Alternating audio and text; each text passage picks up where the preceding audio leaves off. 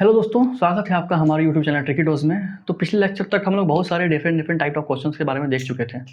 तो अब हम लोग थोड़ा सा क्वेश्चन से हट के थ्योरेटिकल पार्ट में आते हैं और जो क्वेश्चंस है कुछ बचे हुए क्वेश्चंस हैं, तो उन क्वेश्चंस को हम पैरेलली मतलब किसी अदर टाइम पे ऐसे डाल दिया करेंगे यूट्यूब पे। ठीक है, आप देख लीजिएगा उसको। और जो कंसेप्ट है वो उसको लेके आगे चलते हैं हम लोग प्लास्टिक में। तो अब हम लोग जो है ना, अब हम लोग कंसर्न हो गए कोलैप्स लोड निकालने में। जैसे हम लोग प्लास्टिक एनालिसिस क्यों कर रहे हैं, प्लास्टिक क्यों पढ़ रहे हैं? प्लास्टिक पढ़ रहे हैं ताकि प्लास्टिक एनालिसिस का यूज करके किसी भी स्ट्रक्चर का कोलैप्स लोड निकाला जा सके, कितने पे वो स्ट्रक्चर, कितने फाइनल अल्टीमेट लोड पे वो स्ट्रक्चर फेल करेगा हमारा, तो उसको बोलते हैं कोलैप्स लोड। अभी उसके बारे में देखेंगे आगे डिटेल में कि कोलैप्स लोड क्या होता है। तो अभी फिलहाल के लिए चलिए स्टार्ट करते हैं क्लास को।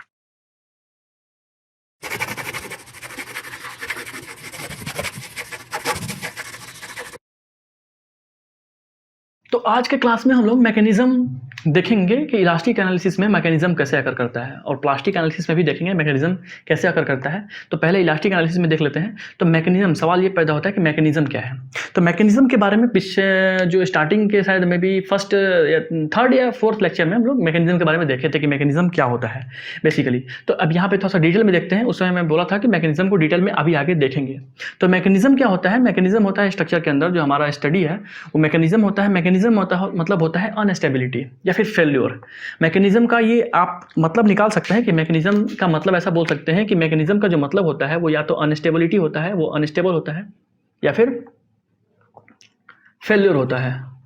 ठीक है, मतलब कोई भी स्ट्रक्चर अनस्टेबल हो गया तो उसको बोलेंगे कि उसका मैकेनिज्म अकर कर गया, या फिर कोई भी स्ट्रक्चर फेल्योर हो गया तो उसको ऐसा बोलेंगे कि उसका मैकेनिज्म अकर कर गया।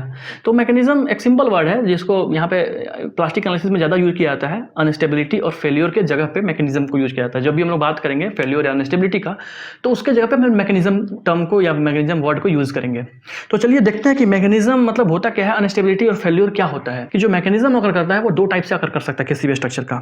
तो किसी भी स्ट्रक्चर का जो मैकेनिज्म है वो दो टाइप से अकर कर सकता है। पहला क्या है कि rigid body rotation, as a rigid body rotation की तरह वो उसका मैकेनिज्म अकर कर गया। दूसरा है रिजिड बॉडी ट्रांसलेशन। अब ये दोनों क्या है, इनके बारे में पहले देख चुके हैं, लेकिन अभी हम लोग अच्छे से देखते हैं डिटेल में कि रिजिड बॉडी रोटेशन और रिजिड बॉडी ट्रांसलेशन क्या होता है। तो ध्यान दीजिएगा, रिजिड बॉडी, अभी इसके बारे में एक एग्जांपल से भी देखेंगे कि फिलहाल के लिए अभी इतना जान जाइए। अभी एग्जांपल में अच्छे से बताएंगे कि रिजिड बॉडी ट्रांसलेशन और रिजिड बॉडी रोटेशन क्या होता है। लेकिन फिलहाल के लिए बाय डेफिनेशन बस इतने जानने की जरूरत है आपको कि रिजिड बॉडी ट्रांसलेशन कहने का मतलब कि बॉडी बिना स्ट्रेस, दोनों का मतलब वही है कि बॉडी बिना स्ट्रेस डेवलप किए अपने अंदर, मतलब बिना स्ट्रेस डेवलप किए अंडरगो डिफॉर्मेशन, मतलब कि बॉडी के अंदर विदाउट एनी डिफॉर्मेशन बॉडी या तो ट्रांसलेट कर जाए या बॉडी या तो रोटेट कर जाए। कहने का मतलब कि कोई भी स्ट्रक्चर होता है, स्ट्रक्चर पे आप लोड लगाएंगे तो स्ट्रक्चर क्या करेगा, स्ट्रक्चर उस लोड को रेजिस्ट करेगा। लेकिन अगर वो स्ट्रक्चर लोड को रेजिस्ट करता है, इसका मतलब वो बॉडी स्टेबल है। स्ट्रक्चर को जैसे ही वो स्ट्रक्चर जैसे ही लोड को रेजिस्ट कर रहा है, इसका मतलब वो बॉडी या फिर स्ट्रक्चर जो है वो स्टेबल है। तो इसलिए उसको मैकेनिज्म नहीं बोलेंगे। मैकेनिज्म मतलब होता है अनस्टेबिलिटी या फिर फेल्योर। मतलब बॉडी या तो फेल्योर कर चुका है अल्टीमेट पॉइंट पे जाके, या फिर बॉडी स्टार्टिंग से ही अनस्टेबल था। तो अगर बॉडी कोई, जब ये स्ट्रक्चर कोई अनस्टेबल होता है तो इसका कहने का मतलब वो मैकेनिज्म उसका अकर कर चुका है, या फिर फेल्योर होता है तब ऐसा बोलेंगे कि मैकेनिज्म अकर कर गया। तो उन लोगों को दो चीज़ों से देखते हैं। अगर किसी बॉडी के अंदर लोड लगाएं आप, लोड लगाते ही बॉडी रिजिड बॉडी ट्रांसलेट कर गया, मतलब रिजिड बॉडी ट्रांसलेशन करने का मतलब कि बिना अपने अंदर स्ट्रेस डेवलप किए बॉडी एक जगह से दूसरी जगह मूव कर गया, ट्रांसलेट कर गया, तो ऐसा बोलेंगे कि उस बॉडी का क्या है, वो अनस्टेबल है। मतलब कहने का मतलब उस बॉडी का मैकेनिज्म आ चुका है, मैकेनिज्म हो चुका है उस बॉडी का। उसी तरह रिजिड बॉडी ट्रांसलेशन होता है, अगर कोई भी structure without any stress development के रोटेट कर जाए तो उसको बोलेंगे कि उस बॉडी का मैकेनिज्म अकर कर गया या फिर बॉडी अनस्टेबल है। तो इनको अच्छे एग्जाम्पल से देखेंगे। अभी तो फिलहाल के लिए बस ऐसे ओवरव्यू बता दिया आपको कि रिजिड बॉडी ट्रांसलेशन और रिजिड बॉडी रोटेशन क्या होता है। आपको पिछले लेक्चर से भी रेफर कर सकते हैं, फर्स्ट, थर्ड या फोर्थ लेक्चर में इसके बारे में मैं बताया था। तो यहाँ पे इन डेप्थ एनालिसिस करेंगे, इसके बारे में डिटेल में देखेंगे एग्जांपल के थ्रू, तो क्या होता है रिजिड बॉडी रोटेशन और क्या होता है रिजिड बॉडी ट्रांसलेशन। तो चलिए शुरू करते हैं। जो हमारा फर्स्ट एग्जाम्पल है वो एग्जाम्पल एक बीम से है, एक बार से है। तो हमारा जो फर्स्ट एग्जाम्पल होगा वो एक बार होगा। स्ट्रेंथ ऑफ मटेरियल में आप लोग फर्स्ट चैप्टर में इस बार के बारे में देखे होंगे, जिस पे एक्सियल फोर्स एक्ट करता है। कोई एक्सियल फोर्स पी एक्ट कर रहा है मान लेते हैं। इस बार का क्रॉस सेक्शनल एरिया ए है मान लेते हैं, इस बार का जो क्रॉस सेक्शनल एरिया है वो ए है, इस पर पी लोड एक्ट कर रहा है। जब पी लोड एक्ट करेगा तो इस बार के साथ क्या होगा खुद से बताइए आप। ये बार यहाँ पे तो फिक्स है, लेकिन यहाँ पे तो इसका एंड फ्री है। जैसे ही आप पी लोड लगाएंगे तो ये क्या करेगा, इलोंगेट करेगा इस साइड में। तो जैसे इलोंगेट किया तो मान लेते हैं इलोंगेशन करने के बाद ये बार यहाँ पे आ गया फाइनली। तो इलोंगेशन इसके अंदर कुछ होगा जो कि डेल्टा होता है। डेल्टा स्ट्रेंथ ऑफ मटेरियल से कितना निकल के आता है, वो PL/A निकल के आता है। लेकिन ये कंसर्न नहीं है हमारा, ये इंपॉर्टेंस नहीं है, यह ध्यान मत दीजिएगा। मैं इसके बारे में अभी नहीं बता रहा हूँ। इसका मतलब ये नहीं कि आप इसके चक्कर में पड़ जाइए कि ये कहाँ से आया डेल्टा। ये स्ट्रेंथ ऑफ मटेरियल से डेल्टा का फॉर्मूला निकल के है, PL/E होता है। लेकिन इससे हमको कोई मतलब नहीं है, हम लोग कुछ और देखना चाहते हैं। हम लोग मैकेनिज्म के बारे में देख रहे हैं, मैकेनिज्म होता क्या है। तो हम लोग ये देखना चाहते हैं, ध्यान दीजिए। ये स्ट्रक्चर था। अब यहाँ पे क्या हुआ, अगर किसी क्रॉस सेक्शन XX पे कट करके आप इसके अंदर स्ट्रेस को देखना चाहेंगे तो स्ट्रेस कितना लगता है किसी बॉडी के अंदर। किसी बॉडी के अंदर, किसी बॉडी पे अगर पी लोड अप्लाइड हो रहा है और इसका क्रॉस सेक्शनल एरिया ए है, तो किसी पर्टिकुलर पॉइंट पे जो स्ट्रेस होगा, स्ट्रेस इक्वल टू कितना निकल के आएगा, P/A निकल के आएगा क्या, बिल्कुल। तो ये स्ट्रेस डेवलप हो रहा है कहने का मतलब। तो जैसे ही स्ट्रेस डेवलप हुआ, हम लोग क्या बोल सकते हैं, इसका मतलब ये बोल सकते हैं कि बॉडी क्या है, स्टेबल है। स्ट्रेस डेवलप हुआ इसका मतलब बॉडी रेजिस्ट कर रहा है। स्ट्रेस क्या होता है, रेजिस्टिंग फोर्स होता है और कुछ नहीं, resisting force per unit area. जो स्ट्रेस होता है वो ध्यान दीजिएगा, स्ट्रेस और लोड में, अप्लाइड लोड में जो डिफरेंस होता है, वो स्ट्रेस और जो प्रेशर अप्लाई करते हैं, जो पी लोड अप्लाई कर रहे हैं किसी पर्टिकुलर एरिया पे, वो क्या होता है, जो पी है, ये पी क्या है, अप्लाइड फोर्स है। तो ये एप्लीकेशन ऑफ फोर्स था, ये रेजिस्टेंस ऑफ फोर्स है। ये फोर्स इसके बॉडी के अंदर इंटरनली जनरेट हुआ है। ये जनरेट हुआ है जिसके थ्रू ये बॉडी क्या कर रहा है, इस फोर्स को रेजिस्ट कर रहा है। नहीं नहीं नहीं, मतलब हम नहीं इलोंगेट नहीं होंगे, हम डिफॉर्म नहीं होंगे। हम ऐसा नहीं कि तुम लेके चले हम चल दिए उठ के, नहीं, ऐसा नहीं होता है। तो ये जहाँ किसी बॉडी के अंदर इलोंगेशन देखने को मिला, या फिर इलोंगेशन या फिर स्ट्रेस देखने को मिला, उससे साफ साफ ऐसा साबित होता है कि जैसे ही किसी बॉडी के अंदर स्ट्रेस आया, इसका मतलब वो बॉडी स्टेबल है। स्टेबल क्यों, क्योंकि स्ट्रेस आने का मतलब वो रेजिस्ट कर रहा है, उस फोर्स को रेजिस्ट कर रहा है, इसका मतलब वो स्टेबल है। उसके अंदर प्लास्टिक रिजिड बॉडी रोटेशन या फिर रिजिड बॉडी ट्रांसलेशन नहीं हो सकता है। तो यहाँ पे क्या हो रहा है कि जो बार है हमारा, जो बार है वो इलोंगेट कर रहा है। Bar elongates after developing the stress P/A। इस बॉडी के अंदर P/A स्ट्रेस आ रहा है और साथ में इलोंगेट कर रहा है। तो जैसे ही स्ट्रेस आया, ऐसा बोलेंगे कि ये कैसा स्ट्रक्चर है, ये एक स्टेबल स्ट्रक्चर है। ये एक स्टेबल स्ट्रक्चर है। तो ऐसा बोल सकते हैं कि इस बॉडी का मैकेनिज्म अगर नहीं किया है, ये बॉडी मैकेनिज्म पे अभी रीच नहीं किया है, ये बॉडी अनस्टेबल नहीं है, ये बॉडी का फेल्योर नहीं हुआ, ये बॉडी एकदम साक्षात स्टेबल है, ये बॉडी फोर्स को रेजिस्ट कर रहा है। तो अब हम लोग मैकेनिज्म देखेंगे कि इलास्टिक एनालिसिस में मैकेनिज्म कैसे अकर करता है। तो अब मैकेनिज्म कैसे अकर करता है, ये तो एक स्टेबल स्ट्रक्चर का एग्जांपल हुआ। चलिए अब मैकेनिज्म के बारे में देखते हैं कि मैकेनिज्म कैसे अकर करता है। एग्जांपल नंबर 2 देखते हैं। यहाँ पे मैंने एक बीम बनाया, एक ऐसा बीम जिसके दोनों साइड में रोलर सपोर्ट है। रोलर सपोर्ट क्या करता है, आपको पता होगा कि रोलर सपोर्ट जो है वो रिएक्शन सिर्फ वर्टिकल रिएक्शन जनरेट कर पाता है। उसके पास ना ही हॉरिजॉन्टल रिएक्शन होता है। क्यों, क्योंकि ये इस साइड मूव कर सकता है ऐसे ऐसे। ना ही हॉरिजॉन्टल रिएक्शन होता है, ये नहीं होता इसके पास। ना ही इसके पास मोमेंट रेजिस्टेंस होता है। क्यों, क्योंकि यहाँ पे पिन जॉइंटेड होता है। पिन जॉइंटेड का मतलब कि अगर इस स्ट्रक्चर को आप उठा के से घुमाएंगे तो इसके अबाउट ऐसे रोटेट कर सकता है। तो ये जो पिन जॉइंटेड है, ये मोमेंट भी जनरेट नहीं कर सकता, ये मोमेंट भी जनरेट नहीं कर सकता। क्यों, क्योंकि यहाँ पे पिन जॉइंटेड है। ये रोलर सपोर्ट, तो यहाँ पे एकदम समझ में आया साफ साफ आपको कि रोलर सपोर्ट कैसा रिएक्शन डेवलप करता पाता है, सिर्फ वर्टिकल रिएक्शन ही डेवलप कर पाता है। जैसे ही वर्टिकल रिएक्शन डेवलप कर पाया, इसका मतलब हम ये साफ साफ बोल सकते हैं कि जैसे ही अगर आप इधर से लोड लगाते हैं कोई पी लोड, अब आप एक काम कीजिए, पी लोड कैसा लगाए हैं, हॉरिजॉन्टल लगाए हैं। इस वर्टिकल रिएक्शन का कोई कंपोनेंट इस डायरेक्शन में नहीं आने वाला है, ना इसका आने वाला है। अब सवाल ये पैदा होता है कि इस पी लोड को रेजिस्ट कौन करेगा। इस पी लोड को रेजिस्ट करने के लिए कोई है ही नहीं इस साइड में कि कोई रेजिस्ट कर पाए इस पी लोड को। सारा रिएक्शन इधर लग रहा है, सारा रिएक्शन इधर लग रहा है। इस पी लोड को रिएक्शन करने के लिए, रेजिस्ट करने के लिए कोई लोड इसके अंदर कोई रिएक्शन नहीं है। अब जैसे ही नहीं है, इसका मतलब ये बॉडी अब क्या करेगा, ये बॉडी ट्रांसलेट कर जाएगा। कैसा ट्रांसलेशन करेगा, ये बॉडी यहाँ से उठ के सीधा ऐसे, इसके पास चक्का लगा हुआ है, ऐसे घूमते घूमते ढुगुलते ढुगुलते ये यहाँ आ जाएगा, आगे आ जाएगा बिना किसी रेजिस्टेंस के। कोई इसमें है ही नहीं रेजिस्टेंस, कोई रिएक्शन नहीं है। तो हम लोग क्या बोल सकते हैं, ऐसा बोल सकते हैं कि ये बॉडी जो स्ट्रक्चर था, ये यहाँ से उठ के चुपचाप वहाँ चला गया। इस बॉडी के अंदर अगर आप यहाँ पे स्ट्रेस देखिएगा किसी सेक्शन SX पे, तो ये स्ट्रेस देखने को नहीं मिलेगा आपको, स्ट्रेस 0 मिलेगा। कोई स्ट्रेस डेवलप हुआ क्या इस पी लोड के अंदर, ये पी लोड मैंने लगाया तो इस बॉडी के अंदर, इस मेंबर के अंदर कोई स्ट्रेस डेवलप नहीं हुआ। जैसे ही स्ट्रेस डेवलप नहीं हुआ तो ऐसा क्या बोलेंगे, इस स्ट्रक्चर को क्या बोलेंगे, अनस्टेबल स्ट्रक्चर है। तो ये अनस्टेबल है। कहने का मतलब कि कि इसके अंदर कोई स्ट्रेस डेवलप नहीं हुआ, ये बॉडी इस लोड को रेजिस्ट नहीं किया, जैसे लोड लगाया गया सीधा उठ के चला गया, तो ये कोई स्ट्रेस डेवलप नहीं कर पाया, इसलिए ऐसा बोलेंगे कि ये स्ट्रक्चर क्या है, अनस्टेबल है, या फिर इसको ऐसा ही बोल सकते हैं ये इसका मैकेनिज्म अकर कर गया है। तो ध्यान दीजिएगा, इलास्टिक एनालिसिस का मैकेनिज्म ऐसे ही अगर करता है, या तो बॉडी अनस्टेबल होता है या फिर फेल्योर ऐसे होता है। तो ध्यान दीजिएगा, अभी प्लास्टिक में देखेंगे कि प्लास्टिक का मैकेनिज्म और इलास्टिक मैकेनिज्म में क्या डिफरेंस होता है, वो हम लोग प्लास्टिक में देखेंगे। अभी इलास्टिक के लिए सिर्फ इलास्टिक स्टडी है, हम लोग कहीं प्लास्टिक पे रीच नहीं किए हैं, कहीं ऐसा इलोंगेशन देखने को नहीं मिला जो कि यील्ड स्ट्रेस से ऊपर चल के आया। प्लास्टिक हमारा कब वैलिड होता है, याद देखिए, प्लास्टिक हम लोग का प्लास्टिक थ्योरी आता ही कब है, जब तक हम लोग इलास्टिक जोन के अंदर होते हैं, कोई थ्योरी प्लास्टिक का नहीं आता है। जैसे इलास्टिक थ्योरी के बाद जाते हैं, प्लास्टिक में एंटर करते हैं, प्लास्टिक जोन में, तब जाके प्लास्टिक एनालिसिस अप्लाई हो पाता है। तो यहाँ पे कुछ ऐसा हुआ नहीं, यहाँ पे कुछ ऐसा स्ट्रेस डेवलप हुआ क्या कि जो प्लास्टिक जो इलोंगेशन इलास्टिक लिमिट के अंदर, इलास्टिक लिमिट के बियॉन्ड जा सके या यील्ड लिमिट के बियॉन्ड जा सके, ऐसा कोई स्ट्रेस ही डेवलप नहीं हुआ। तो हम लोग ऐसा नहीं बोलेंगे कि ये इलास्टिक या फिर प्लास्टिक, साफ साफ इलास्टिक है, ये इलास्टिक के अंदर अनस्टेबिलिटी ऐसे अकर करता है। तो यहाँ पे एक चीज़ लिख लीजिएगा, यहाँ पे लिख लीजिएगा कि without any development of stress body translate, क्या बोल रहा है ये, इस स्ट्रक्चर, इस मेंबर के अंदर कोई स्ट्रेस डेवलप नहीं हुआ, स्ट्रेस डेवलप होने के बावजूद भी ये स्ट्रक्चर यहाँ से उठ के यहाँ चला गया, इसी को बोलते हैं रिजिड बॉडी ट्रांसलेशन। तो आप यहाँ पे शॉर्ट फॉर्म में यहाँ पे लिख लीजिएगा कि इसी को बोलते हैं रिजिड बॉडी ट्रांसलेशन।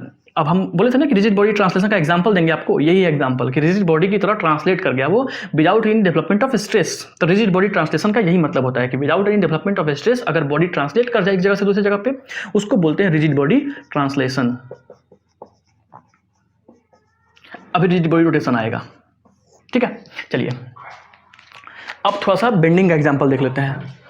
ये हुआ डायरेक्ट एक्सियल फोर्स, मतलब डायरेक्ट फोर्स अप्लाइड का एग्जांपल। अब हम लोग थोड़ा सा बेंडिंग का एग्जांपल देखेंगे कि बेंडिंग में कैसे स्ट्रेस आता है, बेंडिंग में कैसे वो अनस्टेबल या स्टेबल डिसाइड होता है। तो देखिएगा, एग्जांपल के लिए मैंने एक एग्जांपल लिया, एग्जांपल के लिए सिंपल एग्जांपल ही लिया, कहने का मतलब कि एक सिंपली सपोर्टेड बीम लिया। सिंपली सपोर्टेड बीम कैसा होता है, एक साइड वो सिंपली सपोर्टेड बीम कैसा होता है, एक साइड वो हिंज होता है, दूसरे साइड वो रोलर सपोर्टेड होता है। तो ध्यान दीजिएगा, जैसे ही रोलर सपोर्ट हुआ, आपने यहाँ पे लोड लगाया, तो कहने का मतलब कि ये बॉडी एक, इसके पास तीन रिएक्शन है, एक यहाँ एक हॉरिजॉन्टल रिएक्शन है, एक वर्टिकल रिएक्शन है, एक यहाँ पे वर्टिकल रिएक्शन है। तीन रिएक्शन हो, यहाँ पे लैक ऑफ रिएक्शन नहीं है, मतलब तीन रिएक्शन से कम रिएक्शन होना अनस्टेबिलिटी होती है बेसिकली। तो यहाँ पे तीन रिएक्शन या तीन रिएक्शन से ज़्यादा है। तो कहने का मतलब कि ये बॉडी पे जैसे ही मैंने लोड लगाया, तो ये बॉडी स्टेबल स्ट्रक्चर की तरह बिहेव करेगा, मतलब कि यहाँ पे बेंड करता है। आप बेंडिंग में देखेंगे, अब जैसे ही यहाँ पे बेंड किया, बेंड करने का मतलब बॉडी बेंड किया, तो बेंड करने का मतलब ही होता है कि इस बॉडी के अंदर कुछ ना कुछ स्ट्रेस आया होगा। वो स्ट्रेस को आप पढ़ चुके हैं, स्ट्रेंथ ऑफ मटेरियल में अच्छे से उस स्ट्रेस के बारे में पढ़ चुके हैं कि कोई बॉडी बेंड करता है तो कैसा स्ट्रेस आता है, तो उसके अंदर बेंडिंग स्ट्रेस आता है। बेंडिंग फॉर्मूला इसी के लिए तो डिराइव हुआ था कि स्ट्रक्चर ट्रांसलेशन, मतलब ये ट्रांसवर्स लोड के अंडर में बॉडी बेंड कर रहा है। अब बेंड हुआ तो उसके अंदर कुछ ना कुछ स्ट्रेस आएगा। अब वो स्ट्रेस क्यों आता था, आप स्ट्रेंथ ऑफ मटेरियल को प्रेफर कीजिएगा। लेकिन कहने का मतलब कि कोई भी बॉडी बेंड किया तो उसके अंदर कितना स्ट्रेस आएगा किसी सेक्शन पे। अगर किसी सेक्शन एक्स एक्स पे काट के देखते हैं तो जो स्ट्रेस डेवलप होगा वो कितना होता था, m/i × y। तो इतने के बराबर स्ट्रेस डेवलप हो रहा होगा यहाँ पे। इसका मतलब जैसे ही स्ट्रेस डेवलप हुआ, हम क्या बोल सकते हैं, आपको एकदम सिंपल तरीका बता चुके हैं कि किसी भी स्ट्रक्चर के अंदर स्ट्रेस डेवलप हुआ, इसका मतलब वो स्ट्रक्चर क्या है, स्टेबल है। क्यों स्टेबल है, क्योंकि इस लोड को वो रेजिस्ट कर रहा होगा। ये स्ट्रेस डेवलप हुआ, क्यों डेवलप हुआ, क्योंकि इस लोड को ये रेजिस्ट कर रहा है। जैसे ये लोड को रेजिस्ट कर रहा है, इसका मतलब वो स्टेबल है। वो स्टेबल है कहने का मतलब वो फेल्योर नहीं है, वो फेल नहीं कर जाएगा। वो आप लोड लगाएंगे, जैसे ही लोड को हटाएंगे तो वो अपने ओरिजिनल शेप पे रिगेन कर लेगा। कहने का मतलब कि ये स्टेबल स्ट्रक्चर है। तो यहाँ पे यहाँ पे एक टर्म लिख लीजिएगा, जैसे आप हम आपको पहले से बताते आए हैं कि पहले से कि ये जो बीम है, beam rotates by theta with the development of bending stress. Development of stress, यहाँ पे बेंडिंग स्ट्रेस कहने का मतलब m/i × y।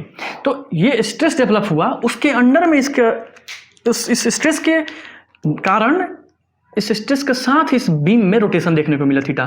बीम रोटेट किया, लेकिन रोटेट करने के साथ साथ इसके अंदर एक स्ट्रेस देखने को मिला, एक स्ट्रेस आया। स्ट्रेस जैसे ही आया इसका मतलब ये रेजिस्टिंग फोर्स है, तो रेजिस्टिंग फोर्स है इसका मतलब ये बॉडी स्टेबल है। तो यहाँ पे ये लिखा हुआ है कि जो बीम है वो रोटेट तो किया थीटा से, लेकिन with the development of stress, एक स्ट्रेस के साथ ये रोटेशन हुआ। इसका मतलब ये स्ट्रक्चर है, ये स्टेबल है।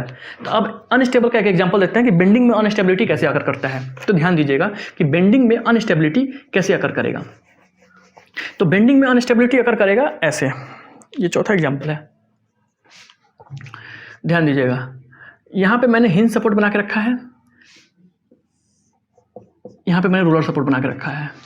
ध्यान दीजिएगा, इनिशियली ये स्टेबल था, लेकिन मैंने क्या किया, यहाँ पे एक एक्स्ट्रा हिंज डेवलप कर दिया। जैसे ही हिंज डेवलप हुआ, आपको पता होगा कि जो इसका डिग्री ऑफ डिटर्मिनेसी है वो निगेटिव में चला गया, मतलब माइनस में चला गया, जीरो से लेस हो गया। इसका मतलब ये स्ट्रक्चर अनस्टेबल है उस पॉइंट ऑफ व्यू से। अब इस पॉइंट ऑफ व्यू से हमका क्या मतलब है इस चीज़ का, जैसे ही मैंने यहाँ पे लोड लगाएगा, अब जैसे ही मैंने यहाँ पे एक लोड लगाया, पी नाम का लोड लगाया, जैसे ही एक लोड लगाया तो ये बॉडी क्या करेगा, ये बॉडी भी बेंट करेगा, लेकिन इस बार बेंट नहीं करेगा, इस बार रोटेट करेगा सीधा। ये क्योंकि यहाँ पे हिंज है, यहाँ पे भी हिंज है, यहाँ पे भी हिंज है, 3 कंटिन्यूअस हिंज जैसे ही आता है, आप खुद से सोच के देखिए, 3 जगह लगातार हिंज लगाया हुआ है, आप लोड लगा रहे हैं, तो वो क्या करेगा, सीधा लिंक की तरह ऐसे बेंट झुक जाएगा, रोटेट कर जाएगा।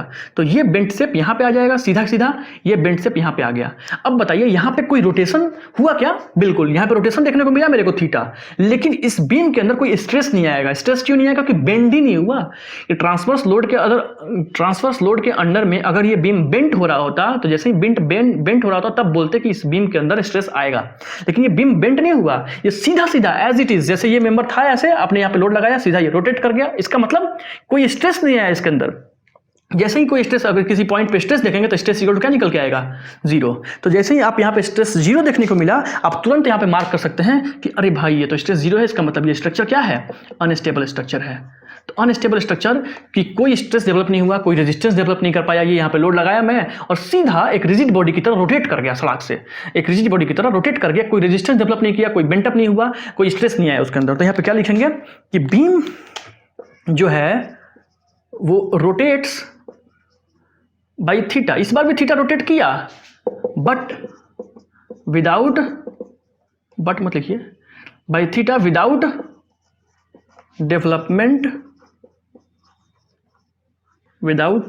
Development of any stress. तो इसी को तो बोलते हैं हम लोग rigid body rotation. Rigid body rotation का क्या डेफिनेशन होता था? ये होता है, रिजिड बॉडी रोटेशन क्या होता है, ऐसा बोलता है कि without any development of stress, अगर वो बीम रोटेट कर जाए तो उसको बोलते हैं रिजिड बॉडी रोटेशन। और without any development of stress, वो बॉडी ट्रांसलेट कर जाए, एक जगह से उठ के दूसरी जगह चला जाए, उसको बोलते हैं रिजिड बॉडी ट्रांसलेशन। तो यहाँ पे ये रिजिड बॉडी रोटेशन का भी एग्जाम्पल मैंने आपको दे दिया। तो एक कंक्लूजन आगे नेक्स्ट प्लेस पे कंक्लूजन देखेंगे, जिस कंक्लूजन में मैं जितना अभी तक इस सब डिस्कस किया, अभी तक मैंने बोल नहीं पाया उस चीज़ को कि रिजिड बॉडी रोटेशन क्या होता है, इसका डेफिनेशन, या फिर रिजिड बॉडी ट्रांसलेशन क्या होता है उसका डेफिनेशन। तो उसका डेफिनेशन भी मैं लिखवा देता हूँ, और इसका क्या कंक्लूजन है ओवरऑल जो मैंने मैकेनिज्म पढ़ा इलास्टिक एनालिसिस में, उसके बारे में, उस कंक्लूजन के बारे में देख लेते हैं। चलिए, तो लास्ट में हम लोग अब कंक्लूजन को देख लेते हैं कि कंक्लूजन को मैंने क्या लिखा। तो मैंने 2 पॉइंट कंक्लूजन का लिखा हुआ है, फर्स्ट और सेकंड। फर्स्ट पॉइंट में रिजिड बॉडी ट्रांसलेशन और रिजिड बॉडी रोटेशन के बारे में मैंने लिखा हुआ है कि रिजिड बॉडी ट्रांसलेशन और रिजिड बॉडी रोटेशन क्या होता है। तो यहाँ पे मार्क कर लीजिएगा, विदाउट डेवलपिंग एनी स्ट्रेस, अगर किसी स्ट्रेस के डेवलपमेंट के बिना वो बॉडी या तो रोटेट कर जाए या तो ट्रांसलेट कर जाए due to the action of load, जो मैंने लोड अप्लाई किया उसकी वजह से, तो उसको रिजिड बॉडी ट्रांसलेशन या रोटेशन बोलते हैं। तो मैंने पहले ही बता चुका था कि अगर कोई लोड लगाया जाता है किसी स्ट्रक्चर पे और वो स्ट्रक्चर के अंदर बिना किसी स्ट्रेस डेवलप हुए उसके अंदर या तो ट्रांसलेशन हो जाए या तो रोटेशन हो जाए, उसको बोलते हैं रिजिड बॉडी ट्रांसलेशन या फिर रिजिड बॉडी रोटेशन। दूसरा जो हमारा कंक्लूजन है वो ये ड्रॉ करता है कि जो मैकेनिज्म के बारे में ये इंप्लाई करता है। मैकेनिज्म क्या बोलता है कि मैकेनिज्म क्या होता है? पहली बात ये कि मैकेनिज्म इंप्लाई करता है कि अगर किसी बॉडी में रिजिड बॉडी ट्रांसलेशन हो जा रहा है या फिर रिजिड बॉडी रोटेशन हो जा रहा है तो उसको क्या बोलेंगे कि उस बॉडी का मैकेनिज्म अगर कर गया। तो ध्यान दीजिए कि mechanism implies rigid body translation और rigid body rotation due to the loads. जो मैंने एक्सटर्नल लोड अप्लाई किया है उसके वजह से बॉडी के अंदर या तो रिजिड बॉडी ट्रांसलेशन हो जाए या फिर रिजिड बॉडी रोटेशन हो जाए, उसी को बोलते हैं मैकेनिज्म अकर कर गया, मैकेनिज्म अकर होना। या फिर मैकेनिज्म के बारे में मैंने एक बार और बोल रखा था कि mechanism implies that the the structure is unstable. किसी भी स्ट्रक्चर के अंदर मैकेनिज्म अगर हो जाता है, इसका मतलब वो स्ट्रक्चर क्या है, अनस्टेबल है, या फिर उस स्ट्रक्चर का फेल्योर हो चुका है विदाउट एनी, मतलब वो किसी विथ एनी नो यूज, वो किसी यूज का स्ट्रक्चर नहीं है, वो स्ट्रक्चर जो है बिना यूज का हो चुका है, वो स्ट्रक्चर अनस्टेबल हो चुका है या फिर फेल्योर हो चुका है। तो ध्यान दीजिएगा, तो ये रहा, ये मैकेनिज्म का डेफिनेशन है, और यहाँ पे ये rigid body translation and rotation का डेफिनेशन है। तो ये आज के लेक्चर में बस इतना ही। मैकेनिज्म हम लोग इलास्टिक एनालिसिस का पढ़ चुके हैं। नेक्स्ट लेक्चर में हम लोग प्लास्टिक एनालिसिस में मैकेनिज्म के बारे में देखेंगे कि प्लास्टिक एनालिसिस में मैकेनिज्म कैसे आकर करता है। तो मैकेनिज्म कभी भी आकर कर सकता है, या तो स्टार्टिंग से ही वो स्ट्रक्चर मैकेनिज्म में हो, कहने का मतलब वो लोड बियर करने के काबिल ही ना हो, या फिर लोड बियर कराते कराते एक ऐसा पॉइंट आए जब वो स्ट्रक्चर मैकेनिज्म में इंटर कर जाए, कहने का मतलब वो स्ट्रक्चर अनस्टेबल बन जाए या फेलियर हो जाए स्ट्रक्चर का, तो उसको वो प्लास्टिक में स्टडी करेंगे हम लोग। इलास्टिक होता है, इलास्टिक जोन के अंदर वो बॉडी मैकेनिज्म में है, इसका मतलब वो पहले से ही अनस्टेबल है, जो हम लोग भी देख चुके हैं। तो जो प्लास्टिक में पढ़ेंगे हम लोग उसको मैकेनिज्म में इंटर करवाएंगे, मैकेनिज्म बनाएंगे उस चीज़ का, स्ट्रक्चर का, कैसे लोड लगाते लगाते ऐसा पॉइंट लाएंगे, ऐसा पॉइंट लाएंगे कि वो एक ऐसा पॉइंट के बाद वो स्ट्रक्चर का क्या हो जाएगा, मैकेनिज्म अगर कर जाएगा। तो हम लोग प्लास्टिक एनालिसिस को नेक्स्ट लेक्चर में देखेंगे। तो अगर ये लेक्चर आपको पसंद आया तो लाइक कीजिएगा, चैनल पसंद आया तो सब्सक्राइब कीजिएगा। Thank you.